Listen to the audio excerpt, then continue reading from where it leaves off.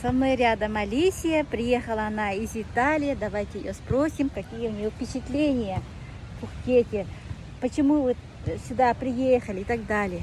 Ну, я приехала потому, что я нашла ролик на ТикТоке, Инстаграме, не знаю. Я увидела эти продукты, потом я поехала в Алмату, так, в Казахстан. Ну и как я увидела люди, как они начинают разговаривать, что эти продукты очень хорошие, чувствуют себя хорошо, не кушают так много, большая энергия. Потому я приехала тут на обучение, чтобы знать все о этих продуктах, о том, как рассказать это хорошие вести людям. Потому в мире много плохой еды. Сначала в Европе еда теперь очень плохо. И мы кушаем очень много, и мы никогда не естественно так сатьеты. Мы никогда не чувствуем хорошо. Завтра нам нужно кушать.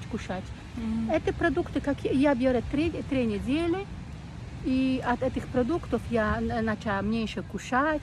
Как приехала только в Алмату, сначала я покупила большую, нормальную порцию обеда, а потом я только могла покушать пол.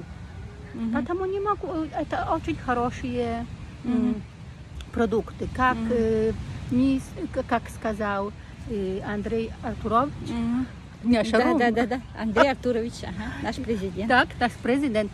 Он сказал, что клетка здорова, кушай меньше, как клетка хора.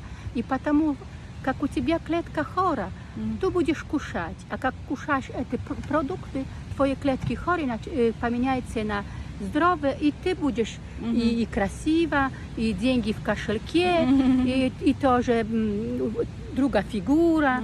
И знаешь, а женщина хочет быть хорошо, но и тело такие хорошие, и деньги, и энергия.